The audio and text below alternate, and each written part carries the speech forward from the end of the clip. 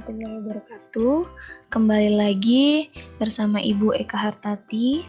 Kali ini Ibu akan membahas materi tentang listrik dinamis beserta rumus-rumus dan cara pengerjaan soalnya. Untuk materi yang pertama yaitu beda potensial dan energi listrik. Di mana beda potensial listrik itu adalah energi yang diperlukan untuk memindahkan muatan listrik tiap satuan muatan.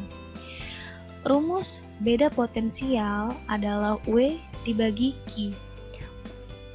V adalah simbol beda potensial yang satuannya volt, W adalah energi satuannya joule, sedangkan Q satuannya muatan atau coulomb, di mana 1 volt sama dengan 1 joule.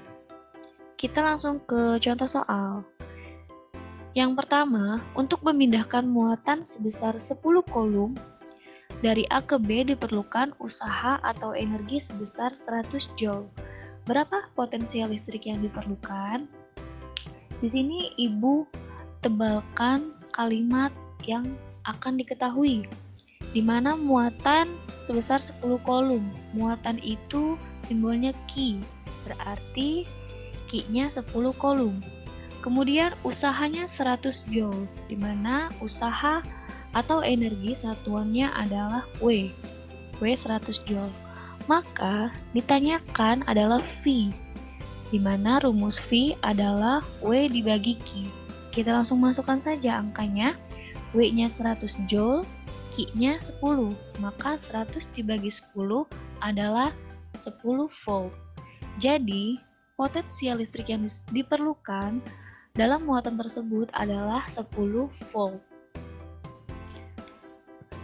Kemudian latihan soal nomor 1, silakan kalian kerjakan sendiri di buku IPA. Soalnya adalah diperlukan energi 600 joule untuk memindahkan 20 coulomb muatan listrik dari A ke B. Berapa beda potensial antara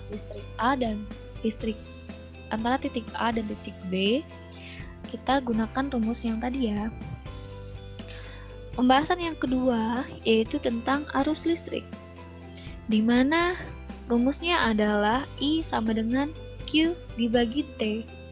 Jadi kalau yang ditanyakan I, rumusnya adalah Q dibagi T.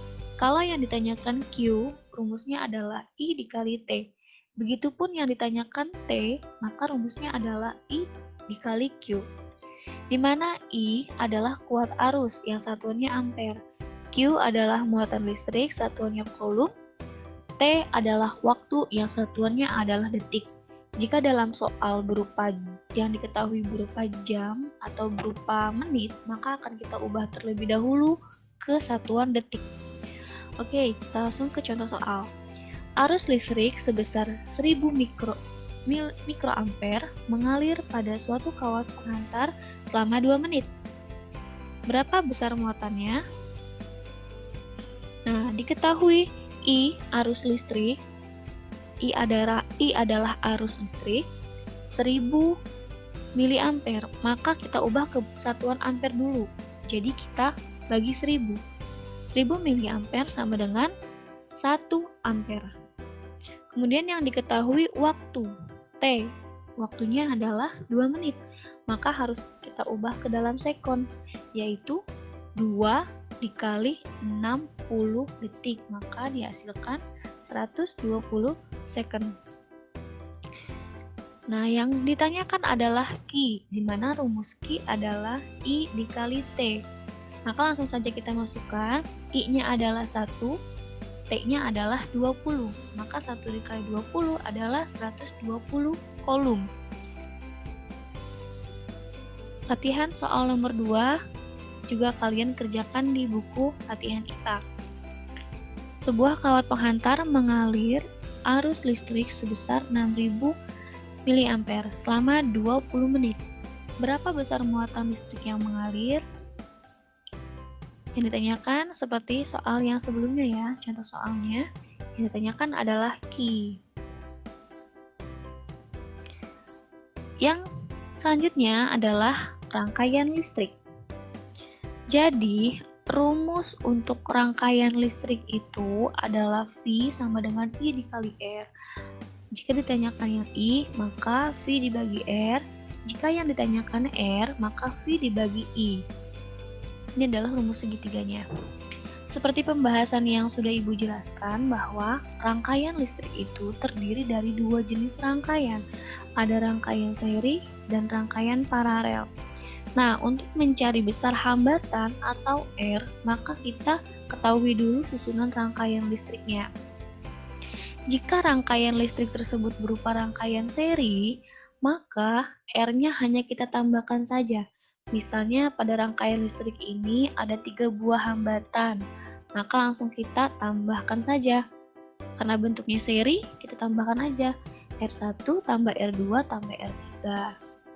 Misalnya R1-nya 1 ampere, R1-nya 1 ohm, R2-nya 1 ohm, R3-nya 1 ohm, maka jumlah rangkaiannya adalah 3 ohm. Nah, yang kedua adalah rangkaian paralel. Kalau rangkaian paralel, dia disusun secara bertingkat atau bersusun seperti ini.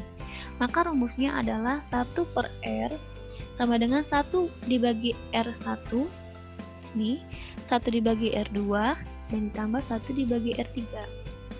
Oke, kita langsung saja ke contoh soal. Perhatikan rangkaian listrik berikut. Ini ada satu rangkaian listrik yang 40 ohm ini dan 10 ohm dia disusun secara paralel karena dia bentuknya bertingkat. Sedangkan yang 4 ohm ini dia disusun secara seri. Ini adalah R-nya. Kemudian 12 volt itu adalah tegangannya. Maka yang ditanyakan adalah I-nya. I adalah kuat arus. Kuat arus pada titik cabang I adalah, kita diketahui rangkaian paralel tadi yang sudah Ibu bilang 40 ohm dan 10 ohm. Sedangkan rangkaian serinya adalah 4 ohm. V-nya adalah 12 volt. Maka yang ditanyakan I. Langkah yang pertama, kita harus mencari hambatan rangkaian paralel, di mana rumusnya adalah 1 per Rp atau rangkaian paralel sama dengan 1 per R1 tambah 1 per R2 dan seterusnya. Maka kita langsung tulis di sini 40. Menyebutnya yang bawah, yang selanjutnya adalah 10. Kemudian 1 per 40 ditambah. Nah, ini kita samakan penyebutnya biar sama-sama 40. Biar bisa dijumlahkan. Maka untuk mencapai 40, maka 10 dikali 4 jadilah 40. Maka angka yang atasnya pembilangnya kita kali 4. Kemudian kita dapatkan 4 ditambah 1 sama dengan 5 dibagi 40. Nah, untuk mencari Rp kita balik. 40 dibagi 5 sama dengan 8. Kemudian kita mencari rangkaian total. Rangkaian total adalah rangkaian paralel ditambah rangkaian seri. Kalau rangkaian seri hanya ditambahkan saja ya. Rangkaian paralelnya tadi kita sudah dapatkan 8. Ditambah rangkaian serinya, di sini ada 4. 8 ditambah 4 sama dengan 12. Kita dapatkan rangkaian totalnya adalah 12 ohm. Langkah yang selanjutnya, kita mencari kuat arus. Karena pertanyaannya adalah kita harus mencari kuat arus. Cara mencari kuat arus rumusnya adalah I sama dengan V dibagi R. Seperti ini. V-nya kita dapatkan tadi 12 volt ya. Kemudian R-nya juga 12 volt. Maka 12 dibagi 12 sama dengan 1 ampere. Ini adalah latihan soal nomor 3. Silakan kerjakan di buku latihan IPA. Langkahnya seperti penjelasan yang telah Ibu jelaskan. Kemudian yang terakhir adalah hukum Kirchhoff, di mana ketentuan hukum Kirchhoff adalah jumlah arus listrik yang masuk sama dengan jumlah arus listrik yang keluar. Misalnya ini adalah kawat yang berisi muatan listrik, di mana I1 sama dengan 2 ampere, I2 4 ampere, I3 5 ampere, dan I4 belum diketahui. Kita harus mencari I4-nya. Kita lihat tanda panahnya. Pusatnya adalah di P. Sini adalah cabang titik pusat P. Maka kita lihat panah yang masuk. Yang masuk adalah I1 dan I3, di mana totalnya adalah 2 ditambah 5, yaitu totalnya 7. Maka kita lihat panah yang keluar. Panah yang keluar adalah I2 dan I4. I2 sebesar 4 ampere. Berarti I4 berapa ampere? Nah, lihat ketentuannya. Jumlah arus listrik yang masuk sama dengan jumlah arus listrik yang keluar. Jika arus listrik yang masuk tadi sebesar 7, 5 tambah 2, yang keluar diketahui 1, 4, maka berapa total jumlah I4? Yaitu jawabannya adalah 3 ampere. Karena yang masuk 7, yang keluar juga harus 7 ampere.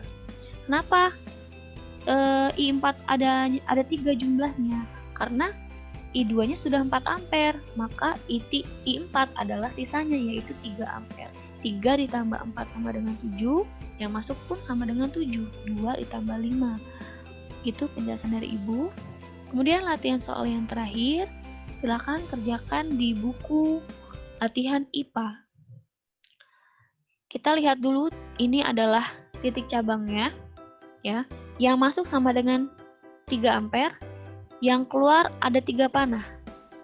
1 ampere, belum diketahui, dan 0,5 ampere. Kira-kira berapa sisa arus di I3 ini?